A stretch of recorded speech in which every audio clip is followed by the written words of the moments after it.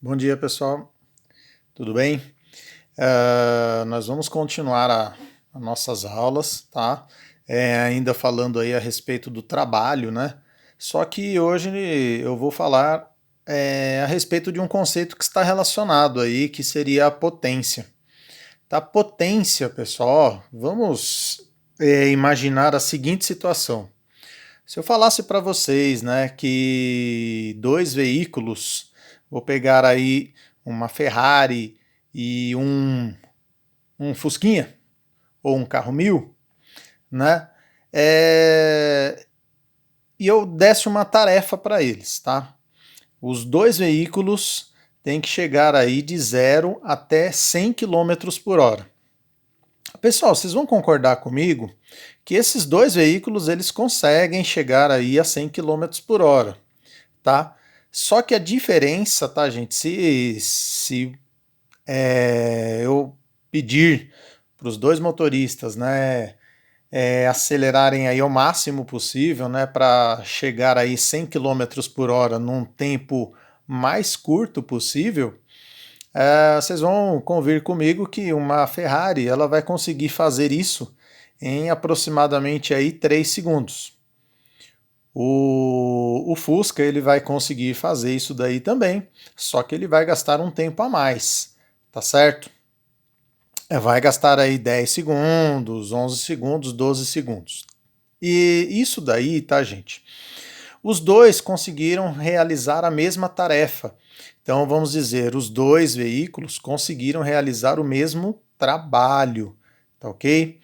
Só que, no caso da Ferrari, ela fez num tempo menor. E isso daí ela consegue, gente, porque ela tem um motor mais potente, tá certo? Então, ou seja, né, ó, os dois conseguiram realizar a mesma tarefa, né? Teve aí a mesma variação de energia, tá? Só que potência e tempo são inversamente proporcionais. Então, ou seja, para realizar uma tarefa num tempo menor, a potência tem que ser maior, tá certo? Então, quem gasta mais tempo para realizar uma tarefa tem uma potência menor, tá? Então, ó, PM aqui, tá, gente, é potência média. A potência média ela é dada em watts, tá certo? Delta E, quantidade de energia dada em joules, tá ok? E o delta T, intervalo de tempo. Esse intervalo de tempo no sistema internacional é os segundos. Percebam que potência é watts, aqui joules e segundos, né? Então eu poderia falar que 1 watt é a mesma coisa que 1 joule por segundo.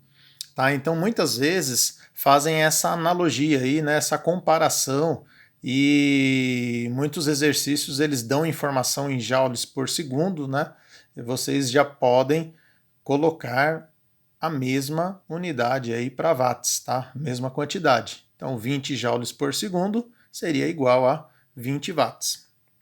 Nós temos ainda duas unidades, tá, gente, que são muito utilizadas, principalmente quando nós falamos aí de motores. Uma delas é o HP, o que nós chamamos de horsepower, né? É uma unidade britânica, tá ok? Um HP vale 746 watts. E aqui, ó, uma unidade francesa, né? O cavalo vapor. Um cavalo vapor vale 735 watts. A, a ideia, tá, gente, foi a mesma, só que deu uma pequena diferença de valores, tá? Mas a ideia, a origem da ideia aí foi a mesma coisa, tá certo? Quando nós falamos potência de motores maiores, motores muito potentes, né? Por exemplo, o motor aí de um carro tal, nunca eles vão falar, o carro tem tantos watts, tá? Eles vão falar em cavalos, né? Por quê, pessoal, né? Se você pegar aí um carro ele tem aí aproximadamente 100 cavalos, né? Tem alguns carros um pouco menos de cavalos, né? 60 cavalos, né? E carros com mais cavalos, 200 cavalos, enfim.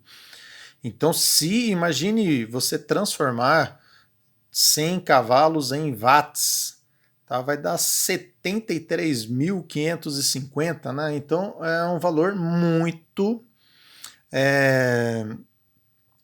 alto para a gente falar. Para vocês terem uma ideia, tá, gente? Isso daí eu tô falando um carro de 100 cavalos, tá, gente? Que nem tem tanta potência assim. Tá? Então 100 cavalos, vou multiplicar 100 por isso daqui, ó, dá 73.550 watts. Para vocês terem uma ideia, tá, gente? Um chuveiro, ele tem aí aproximadamente 5.000 watts. Então, uma potência muito maior, tá certo? Então, normalmente, quando nós vamos falar aí de aparelhos, né, muito potentes, vamos falar aí a unidade em watts, tá ok? Pessoal, potência de uma força. Essa variação de energia eu posso falar também que é o trabalho. Então, se eu pensar aí, como eu estava citando aí para vocês, o exemplo do carro, tá? Qual o trabalho que ele realizou para sair de 0 a chegar a 100 km por hora, né? Eu já falei para vocês que o trabalho ele é dado por força vezes o deslocamento vetorial, tá? Vou colocar aqui o ΔR, tá, gente? Vezes cosseno do ângulo, cosseno de alfa, tá? Só que daí o que aparece aqui pra gente, ó? Apareceu aqui, ó, deslocamento dividido pelo tempo, gente. O que é isso? Não é velocidade média? Tá? Então eu teria uma fórmula assim, ó. Potência é igual a força vezes velocidade média vezes cosseno do ângulo. Se essa força, pessoal, ó, for uma força que tem o mesmo sentido aí do deslocamento, então vai ficar cosseno de 0, ficaria reduzida a fórmula, tá? Então, ó, potência, força vezes a velocidade média. Se tiver aí atuando no mesmo sentido do deslocamento, tá? Se não, se tiver aí atuando formando um determinado ângulo, aí você calcula multiplicando pelo cosseno desse ângulo aí. Tá certo? Vamos ver um exemplo aí. Pessoal, exemplo aqui. A figura representa um elevador A com massa de 800 kg e um contrapeso B também de 800 kg, acionados por um motor M. Tá? Então tá aqui, gente, ó, o motor, aqui o elevador, né? E aqui um contrapeso.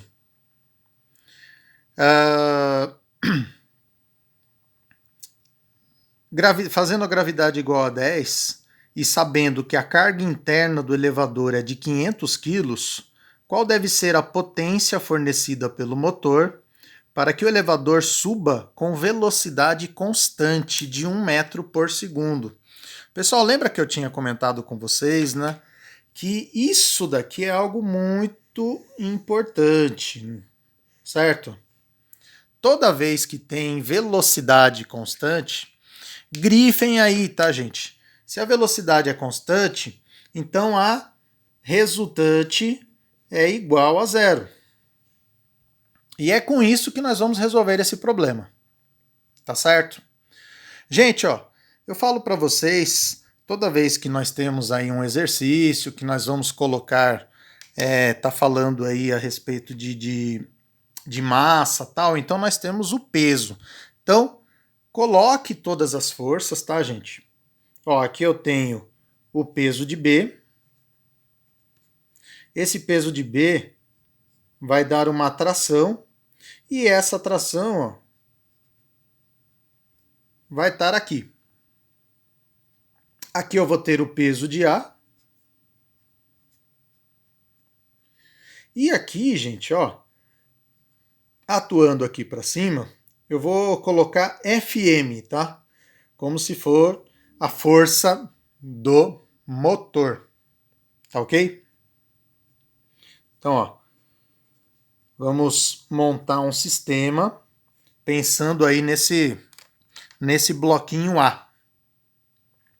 Pessoal, se eu pensar aqui no bloco A, eu vou ter o peso de A e eu tenho duas forças para cima, que é a força do motor e mais essa tração aqui. Como a minha resultante é igual a zero, então eu posso falar que a força do motor mais a tração tem que ser igual ao peso de A. Tá certo? Então, ó, quem é essa tração, gente? Essa tração aqui, ó, percebam que ela é oposta ao peso de B. Então, ou seja, ó, elas são iguais, né? Resultante não é igual a zero, né? Ó. Então, essas forças aqui são iguais. Então, no lugar da tração, gente, eu posso substituir o peso do contrapeso, o peso do B. Tá certo? Como é que fica? O peso de B está falando aqui em cima. A massa do elevador 800 quilos, a massa do contrapeso 800 quilos também, certo? Então, ou seja, se o B tem 800 quilos, então o peso dele são 8.000 newtons. E o peso do A, ou seja, o peso do elevador. O elevador ele tem 800 quilos, só que ele tem uma carga interna ó, de 500 quilos. Então, 800 mais 500 dá 1.300 quilos. 1.300 quilos, pessoal, dá 13.000 newtons. Tá? Lembrando que o peso eu tenho que fazer a massa vezes a gravidade. Tá certo? Então, pego o valor da massa, 800 do elevador, mais 500 da carga interna, dá 1.300 quilos, multiplico por 10 da gravidade, 13.000 newtons, tá? Então, ó, força do motor tem que ser aí de 5.000 newtons. Tá certo?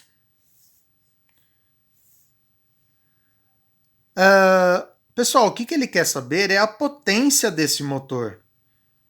O que é potência? Potência não é... Acabei de falar para vocês, né? Essa potência média aí não seria a força vezes a velocidade média? Pessoal, então, ó, o que vai ficar? Força 5.000, a velocidade média 1 metro por segundo. Então, a potência desse motor, ó, 5.000 watts, tá certo? Tá resolvido aí esse problema aí. Tá ok? É um problema relativamente simples aí, né, gente, da gente fazer. Pessoal, rendimento. Toda máquina, ela tem um rendimento, tá? Nós chamamos aqui, ela vai adquirir uma energia total. Uma parte dessa energia ela vai fazer energia útil e uma parte vai ser energia dissipada. Deixa eu dar um exemplo para ficar mais claro isso, tá, gente? Se eu pensar o motor de um carro, a energia total que o carro vai receber, tá, gente, é a energia da gasolina. Uma parte dessa energia, ela vai fazer aí o carro andar. Só que uma parte, gente, vai ser dissipada. Por quê? Porque esse carro, ele esquenta o motor, tá? Isso daí é energia dissipada. Você quer que a gasolina, né, gente, a energia térmica dela, que é liberada para movimentar o carro, você quer que aqueça o carro? Não. Tá, você quer que o carro ande, né? Então a energia utilizada é a energia mecânica para o carro andar. Energia de aquecimento, energia de vibração, energia de barulho, tá? Então eu poderia falar, né? Energia térmica, energia mecânica de vibração, energia sonora de barulho, são todos tipos de energia dissipada. Então, ou seja, se a gasolina produz aí uma energia de 10.000 joules, ela vai aproveitar apenas uma parcela dessa energia. Vamos dizer aí que ela vai aproveitar 3.000 joules, 7.000 joules vai ser dissipado, tá? Ou seja, energia perdida, tá certo? Então, ó, da mesma relação que eu faço com energia, eu posso fazer com a potência. A potência total de um veículo, por exemplo, vai ser igual à potência útil mais a potência dissipada. Então, um carro, ele, por exemplo, tá, gente? Ele tem uma potência, ou qualquer outro aparelho, tá, gente? Estou falando um carro aí, mas a gente poderia falar um aparelho, por exemplo, um liquidificador, enfim, tá? Ele tem uma potência útil. Vamos falar do liquidificador para dar um outro exemplo, tá? Uma potência útil, que é utilizada aí para girar as pás. Uma potência dissipada. Por que potência dissipada, gente? O liquidificador faz barulho, então, ou seja, essa energia sonora é uma energia perdida, tá? Se ficar ligado aí um determinado tempo, ele vai esquentar, então essa energia térmica é energia perdida, tá? Ninguém compra liquidificador para aquecer o ambiente, né? Tá? Então, essas energias, tá, gente, são energias perdidas, tá certo? Como é que eu calculo o rendimento de uma máquina, tá? Eu faço a potência útil dividido pela potência total, tá certo? Olha aqui o rendimento de algumas máquinas, tá, gente? Ó, turbina a vapor, 20% de rendimento. Motor a gasolina, 30%. Motor a álcool, 35%. Motor diesel, 40%. Motor elétrico, 90%. O motor elétrico ele chega a um rendimento maior. Lembrando, tá, gente? Nenhuma máquina vai chegar a um rendimento de 100%. Tá? Não existe isso. Sempre vai ter uma parcela de energia que vai ser perdida. Ano que vem vocês vão ter um pouco mais de detalhes aí a respeito disso. Então, ó, por que o motor elétrico tem um rendimento maior, pessoal? Bem maior. Primeiro, pessoal, o motor elétrico ele é silencioso, tá? Ele não tem energia sonora, praticamente. O motor elétrico ele não esquenta, não tem energia térmica, tá? Então a potência dissipada dele é muito baixa, tá, gente? Então ele praticamente ele aproveita toda a energia que ele produz, tá? Por isso que ele tem um rendimento bem alto aí, tá certo? Se aparecer alguma questão teórica, tá, gente? Já fica mais fácil de vocês desenvolverem aí. Pessoal, para a gente finalizar a nossa aula, só vou fazer aí um exercício com vocês, tá? Um automóvel de 800 quilos sobe com velocidade de 10 metros por segundo, tá, gente? Ó, então uma velocidade constante, por uma pista cuja inclinação com horizontal é de 3 graus. Se a potência total produzida aí pelo automóvel é de 10.000 watts, qual é o rendimento dessa máquina aí? Pessoal, então, ó, eu tenho que primeiro calcular qual a potência que está sendo utilizada, né? Para determinar a potência útil e, consequentemente, a gente conseguir achar aí o rendimento. Tá certo? Então, ó, vamos dizer que aqui tá a rampa bem exagerada, tá, gente? Porque eles falaram que a inclinação é de apenas 3 graus, mas só para conseguir fazer aí a decomposição, tá? Vamos dizer que o o veículo estava aqui, ó, tá? Ele está aqui, subindo a rampa, certo? Se eu for decompor as forças, tá, gente? Eu tenho, ó, o peso desse veículo. Esse peso eu vou decompor em duas forças, né? Ó, que é o PN e é o PT. Tá certo? Aqui está o meu ângulo de 3 graus. Então, ou seja, tá, gente? Para ter uma velocidade constante, o PT ele vai ter que ser igual à força do motor, tá? Então, ó, eu vou colocar aqui ó, a força do motor para ter uma velocidade constante. Então, a resultante é igual a zero. Então, a força do motor vai ser igual ao PT, tá bom? Então, primeiro eu vou calcular essa força do motor aí. Então, ó, a força do motor vai ser igual ao PT. O PT, P seno de 3 graus. Então, ó, qual que é o peso do veículo?